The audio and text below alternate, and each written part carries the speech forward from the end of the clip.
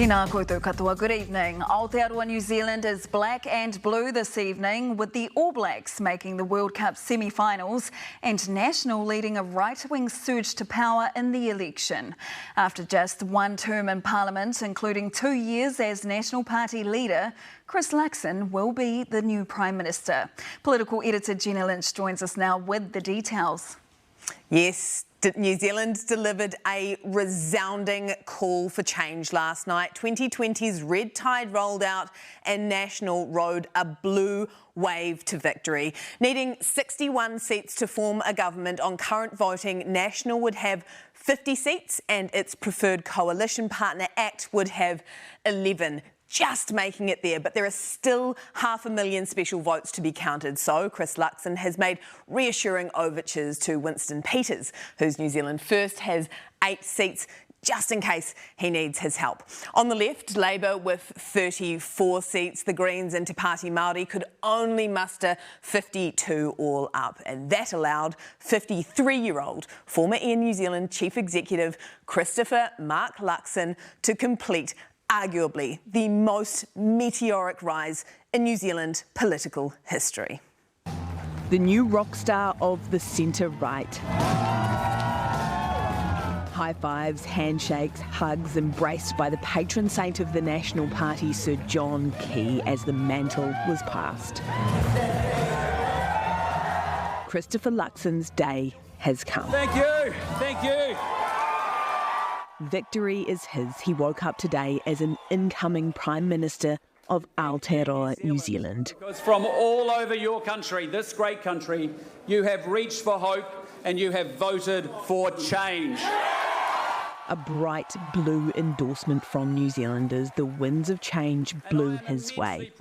National will be in a position to lead the next government. Donning a winner's outfit today.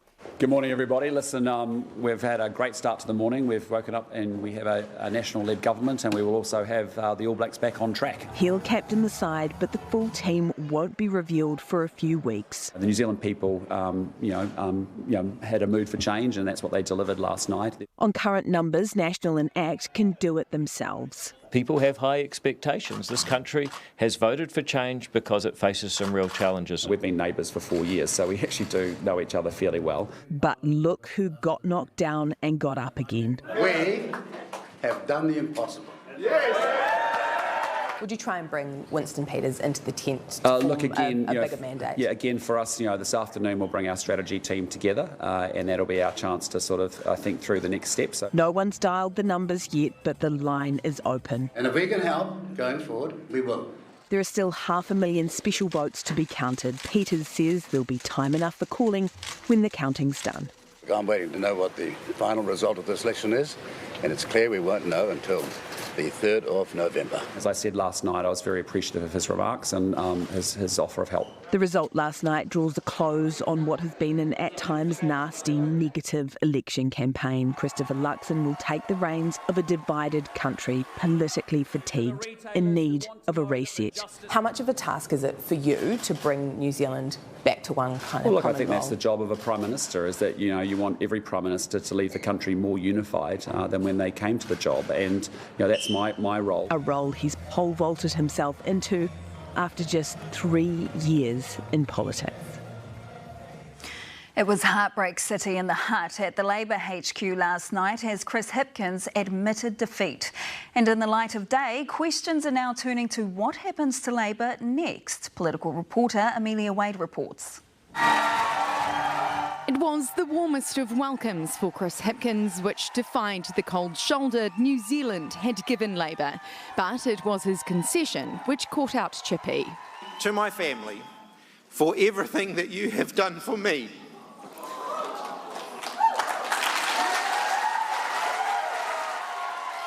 The team picking their leader back up again.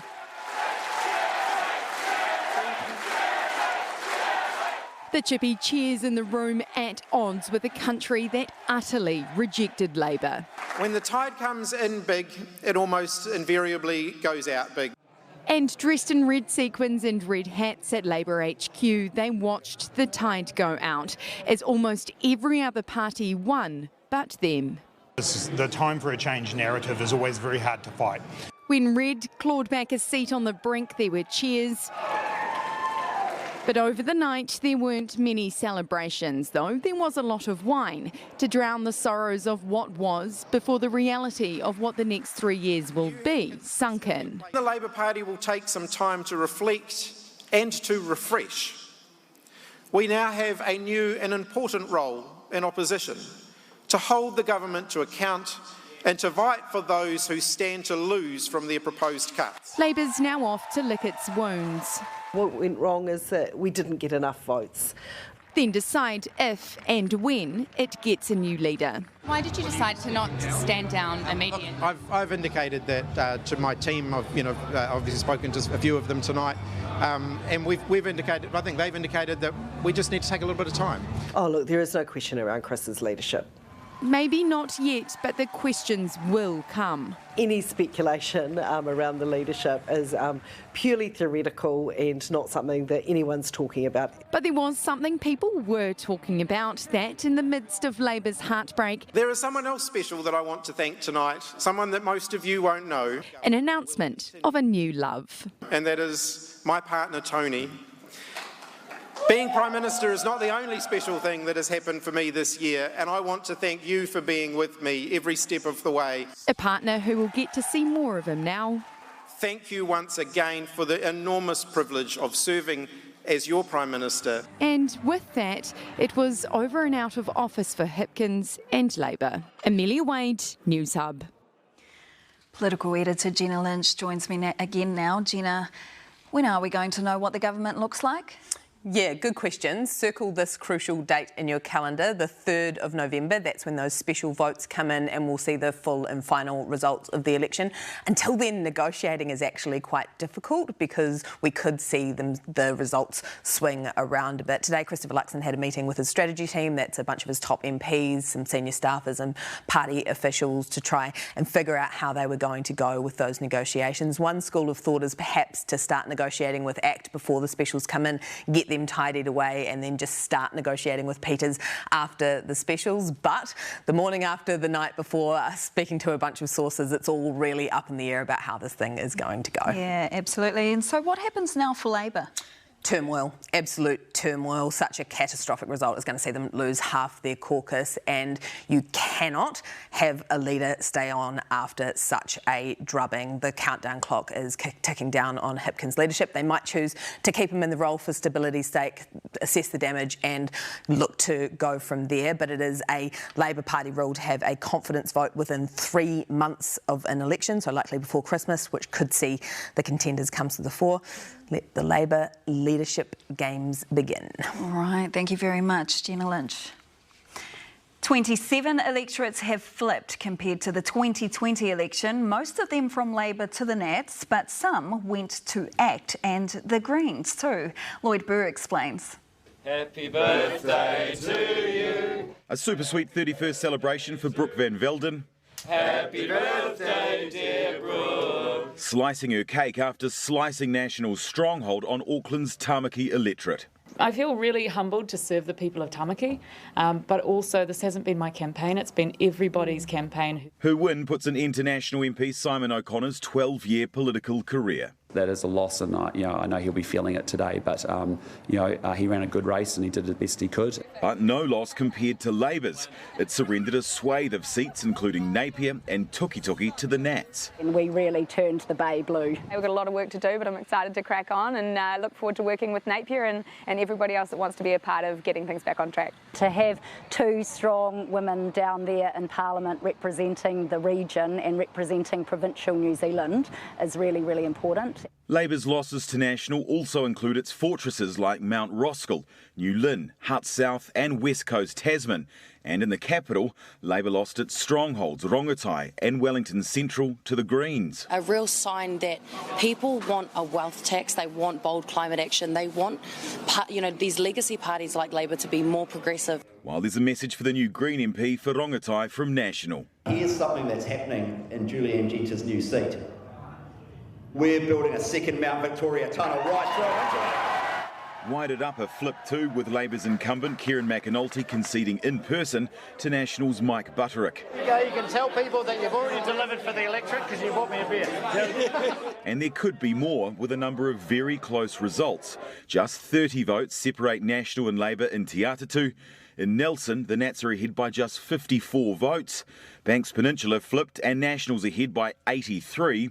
And Labour's leading Mount Albert, one of its safest seats, home to Jacinda Ardern, Helen Clark and Michael Joseph Savage, by just 106. We've been doing the work. We've knocked on tens of thousands of doors. He might yet knock over some more Labour seats when special votes come in. Lloyd Burr, Newshub. Some of the biggest shocks in the election have come from the Māori electorates. Hana-Rawhiti Maipi-Clarke becomes the youngest ever MP at just 21, ousting long-serving Labour Minister Nanaia Mahuta. Leighton Hakill has more. They call it a movement, and last night Te Pāti Māori made plenty of moves. Not only on the dance floor, but in many of the Māori electorates. Co-leader Debbie Ngārewa-Paka won Te Taihoauru. Excited, overwhelmed, exhausted, and ready. Ready because they've got a battle ahead, back in opposition but up against a potential coalition that has vastly different views. We're up against political leaders who have called us bottom feeders, who have told us that they want a referendum on Te Tiriti, who have told and shown the world that they don't value our role as tangata whenua. Co-leader Rawiri Waititi is back too after wiping the floor in Waiariki. And joining them is Tākuta Ferris, knocking out Labour's Rino Tirikatini, a minister who served Te Tai Tonga for more than a decade. Arguably the biggest upset though is in Hauraki Waikato. Yay, my babies! Hana-Rawhiti Maipi-Clarke becomes the youngest MP ever at just 21, and she wasn't expecting it. No, not at all. That's because she's unseated a juggernaut. I've been voted out, and I accept the outcome. Foreign Affairs Minister Nanaia Mahuta is out of Parliament altogether after 27 years. I've got no regrets. I've done the best that I could when I could, in the way that I knew how to, and I leave knowing that I've made a difference. Fellow senior ministers Calvin Davis and Te Tai Tokiro and Penny Henare and Tamaki Makaurau are holding on to their seats by just a few hundred votes, with the specials still to come. The only Māori seat Labour has won convincingly is Ikaroa Rawhiti. Kushla Tangaire Manuel beating the wahine she took over from, Meka Whaitiri, who defected. Congratulations. But Te Pāti Māori isn't congratulating the Electoral Commission. The way in which Māori voters are treated at booths is just unacceptable. Claiming whānau were turned away from booths because they were closed or ran out of ballots. The Electoral Commission says, as always, a review will take place. But for now, Te Pāti Māori is celebrating its bigger voice in Parliament after its biggest support in the party's history. Leighton Hakill, Newshub.